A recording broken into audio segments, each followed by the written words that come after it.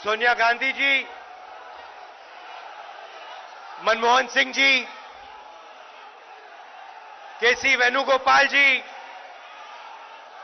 अहमद पटेल जी, PC चाको जी, Subhash Chopra ji, DISE पे हमारे सब सीनियर नेता, दोनों तरफ हमारे नेता, एनएसयूआई, यूथ कांग्रेस, महिला कांग्रेस, सेवा दल, भाइयों और बहनों, प्रेस के हमारे मित्रों, आप सबका यहां दिल से बहुत बहुत स्वागत, नमस्कार। मुकुल वासनिक जी, कहां हैं आप? आपने आज इस छोटे से मैदान में इतने सारे बब्बर शेर और शेरनियां कैसे इकट्ठा कर दिए? और देखिए, एक साथ प्यार से खड़े हैं। ये हमारा कांग्रेस का कार्यकर्ता किसी से नहीं डरता, एक इंच पीछे नहीं हटता और देश के लिए अपनी जान देने के लिए तैयार रहता है। अच्छा, मुझे कहा पार्लियामेंट में कल कहा, राहुल जी सुनिए, पार्लियामेंट में कल कहा बीजेपी के लोगों ने, आपने भाषण दिया, भाषण के लिए माफी दीजिए। मुझे कहते हैं सही बात बोलने के लिए माफी बोलूं, माफी मांगू। भाइयों और बहनों, मेरा नाम राहुल सावरकर नहीं है, मेरा नाम राहुल गांधी है।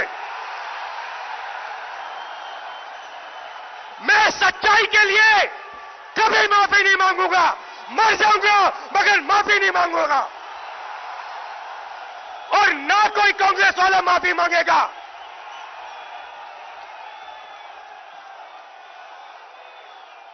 माफी नरेंद्र मोदी को माननी है।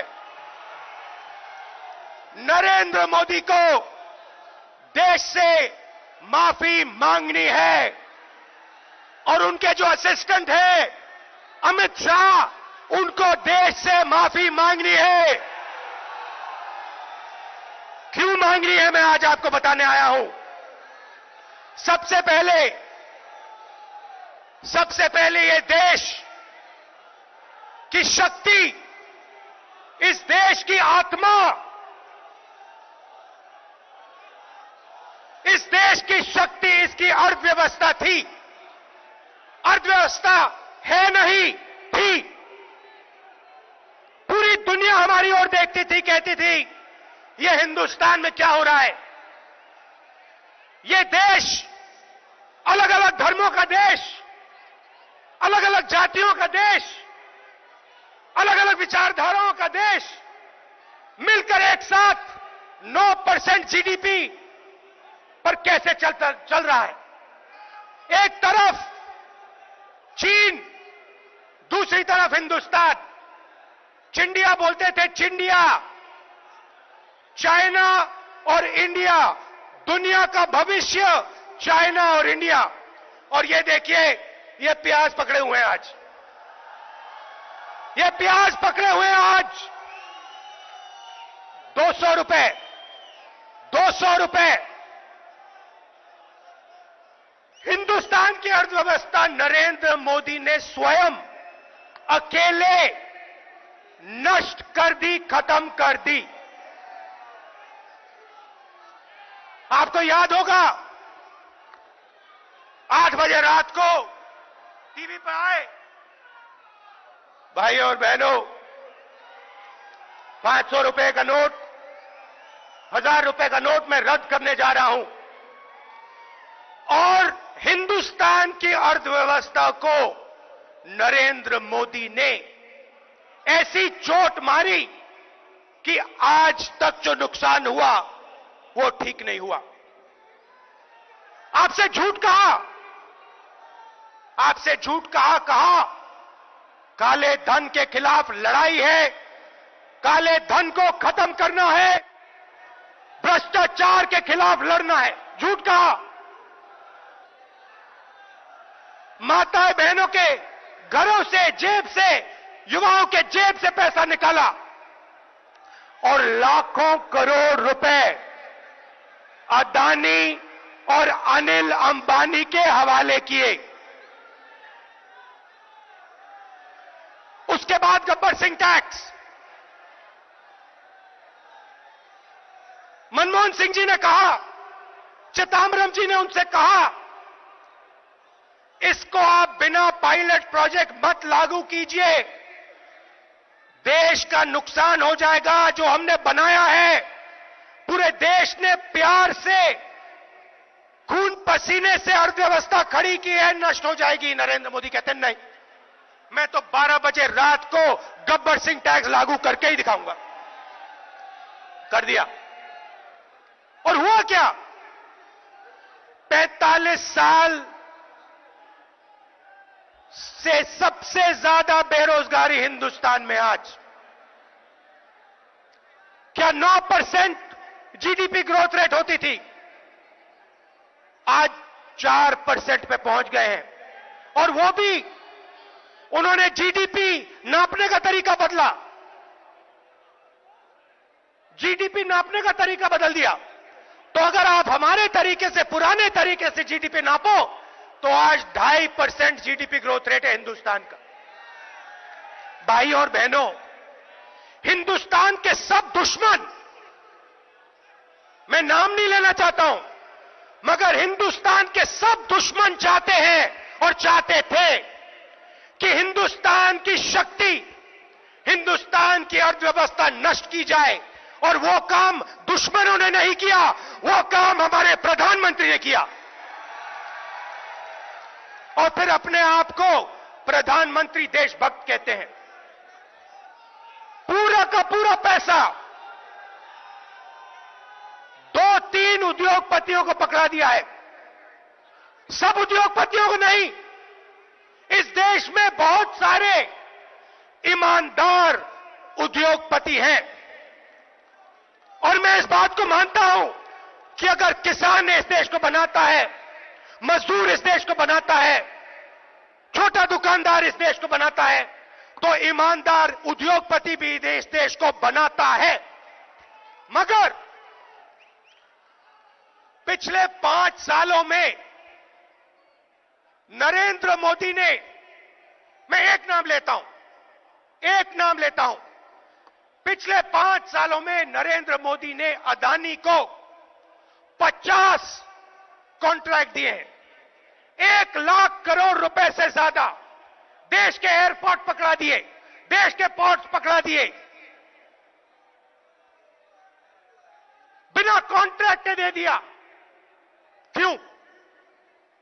क्यों दिया? इसको आप क्या कहेंगे? इसको आप चोरी नहीं कहेंगे, इसको आप भ्रष्टाचार नहीं कहेंगे, तो क्या कहेंगे इसको? 1,40,000 करोड़ रुपए कुछ ही दिन पहले 15-20 लोगों का कर्जा माफ किया है। आपसे टेलीफोन इस्तेमाल करने के लिए 50% रेट बढ़ा देंगे और फिर बड़े से बड़े उद्योगपतियों का 60,000 करोड़ रुपए माफ कर देंगे। अर्थव्यवस्था क्या होती है? जब तक हिंदुस्तान के गरीब लोगों के पास, किसानों के पास, मजदूरों के पास, युवाओं के पास जेब में पैसा नहीं होगा, तब तक हिंदुस्तान की अर्थव्यवस्था आगे नहीं जा सकती। मैं आपको समझा देता हूं। हिंदुस्तान का किसान, मजदूर, युवा, आप लोग माल खरीदते हो जब आपके जेब में पैसा होता है, आप चीजें खरीदते हो। नहीं खरीदते हो? शर्ट, पैंट, जूता, मोबाइल फोन, काले चश्मे जैसे आपके हैं, ये आप खरीदते हो। जब आप खरीदते हो, फैक्ट्रियां ये चीजें बनाती हैं, जब फैक्ट्रियां ये चीजें बनाती हैं, आप ही लोगों को उन फैक्ट्रियों में रोजगार मिलता है। यह इकोनॉमिक सिस्टम है। पैसा पहले गरीब लोगों के जेब में डालो, किसानों के हाथ में डालो, मजदूरों के हाथ में डालो। वही पैसा किसान, मजदूर, छोटे दुकानदार पैसे का प्रयोग करेंगे, चीजें खरीदेंगे, डिमांड बनेगा, फैक्ट्रियां बनाएंगे। नरेंद्र मोदी ने आप सबके जेब में से पैसा छीन के निकाल दिया। बघेल जी ने कहा छत्तीसगढ़ में 2500 रुपए धान के मिलते हैं। मध्य प्रदेश, राजस्थान, छत्तीसगढ़, कर्नाटक, पंजाब, इन प्रदेशों में हमने कर्जा माफ क्यों किया? इन प्रदेशों में हम सही एमएसपी क्यों देते हैं? क्योंकि हम जानते हैं कि हिंदुस्तान के किसान के बिना, हिंदुस्तान के किसान के बिना अर्थव्यवस्था आगे जा ही नहीं सकती। मनरेगा हमने क्यों दिया? क्योंकि हम जानते हैं हिंदुस्तान के मजदूर के बिना यह देश आगे नहीं जा सकता है। तो नरेंद्र मोदी ने पूरा पैसा खींच के अपने 2-3-4 मित्रों को दे दिया और हिंदुस्तान की अर्थव्यवस्था को नष्ट कर दिया। मगर वो वहां नहीं रुके, बांटने का काम करते हैं। आपने, पूरे देश ने नरेंद्र मोदी को चुना। क्यों चुना? हिंदुस्तान को मजबूत करने के लिए चुना, अर्थव्यवस्था को मजबूत करने के लिए चुना, युवाओं को रोजगार देने के लिए चुना। वो काम नरेंद्र मोदी ने नहीं किया। 4% पे जीडीपी पहुंच गई। 45 साल से सबसे ज्यादा बेरोजगारी आज। दिन भर किसान आत्महत्या कर रहे हैं। मैंने पार्लियामेंट में सवाल पूछा, भाई बताओ, हिंदुस्तान में नरेंद्र मोदी की सरकार है, कितने किसानों ने आत्महत्या की? सरकार जवाब देती है, हमें मालूम नहीं। पार्लियामेंट में सवाल का जवाब देती है, हमें मालूम ही नहीं। प्रदेशों से जाके पूछिए, हमें नहीं मालूम। इनको यह भी नहीं मालूम कि हिंदुस्तान की रीढ़ की हड्डी के किसान, कितने किसानों ने अपनी जान ली। शर्म आनी चाहिए इन लोगों को। मगर पूरे देश को मालूम है, पूरा देश जानता है यहां हालत क्या है, और फिर यह बांटने का काम शुरू करते हैं, एक धर्म को दूसरे धर्म से। जम्मू कश्मीर में, नॉर्थ ईस्ट में जाइए, असम जाइए, मिजोरम जाइए, मणिपुर जाइए, नागालैंड जाइए, अरुणाचल जाइए, देखिए नरेंद्र मोदी ने क्या काम किया है। जला दिया उन प्रदेशों को, आग लगा दिया असम में। बांटने का काम करते हैं, देश को कमजोर करने का काम करते हैं। और आप लोग जो सब यहां आए हो, और जो करोड़ों लोग इस प्रोग्राम को टीवी पे देख रहे हैं, मैं आपसे बात कर रहा हूं। आप इस देश को बांटते नहीं हो। आप इस देश को अपने खून पसीने से, अपने दिल से खड़ा करते हो। रोज छोटे दुकानदार, किसान, मजदूर, बेरोजगार युवा, ये सब लोग मिलकर इस देश को खड़ा करते हैं। ये आपका खून है, ये आपका पसीना है, और आपके देश को कमजोर किया जा रहा है, हमारे देश को कमजोर किया जा रहा है, बांटा जा रहा है, और आपकी अर्थव्यवस्था को नष्ट किया जा रहा है। और कारण यही है कि नरेंद्र मोदी जी सिर्फ एक बात को देखते हैं, एक बात के बारे में सोचते हैं, एक चीज के बारे में सोचते हैं कि उनके हाथ में सत्ता है, हां या ना। सत्ता के लिए हमारे प्रधानमंत्री कुछ भी कर देंगे, सत्ता के लिए अर्थव्यवस्था को नष्ट कर देंगे, हिंदुस्तान में सब युवाओं को बेरोजगार कर देंगे। मार्केटिंग होनी चाहिए नरेंद्र मोदी की, टीवी पे आने चाहिए रोज। भैया एक बात बताओ, टीवी पे नरेंद्र मोदी रोज दिखाई दिखते हैं ना? कितने घंटे दिखते हैं? दिन भर दिखते हैं ना? भैया ये जो टीवी पे 30 सेकंड का जो एडवर्टाइजमेंट आता है, कितने का आता है?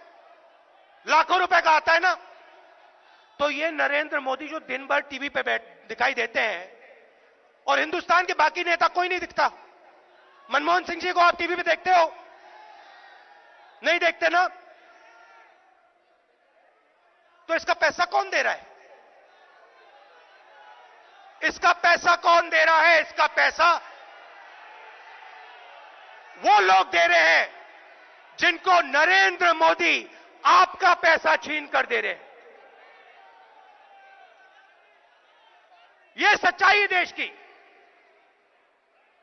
और मैं मीडिया वालों से कहना चाहता हूं, देखो आप पर बहुत बड़ी जिम्मेदारी पड़ती है। हमारी सरकार थी, आप हमारी सरकार पे आक्रमण करते थे और आपने सही किया।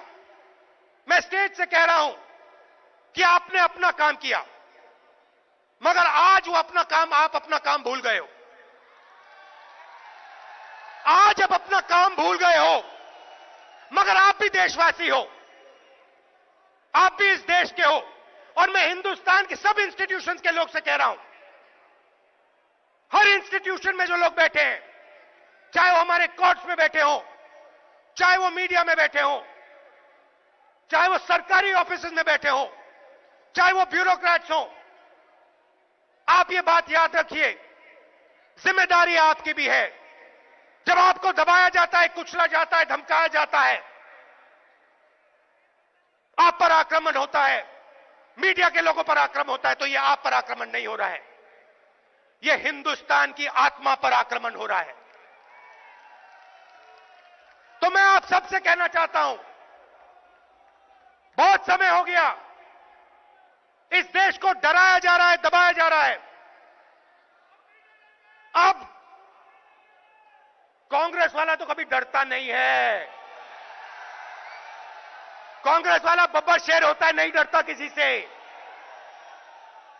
मगर मैं उन लोगों से कह रहा हूं जो सरकारी ऑफिसेज में बैठे हैं, जो मीडिया में बैठे हैं, मैं उन लोगों से कह रहा हूं, डरो मत, आपके साथ कांग्रेस पार्टी खड़ी है। मिलकर हिंदुस्तान के लिए हमें लड़ना है। और जो आज डर है, डर का माहौल है, नफरत का माहौल है, इस माहौल को हिंदुस्तान की जनता, कांग्रेस पार्टी, हम सब मिलके मिटा डालेंगे।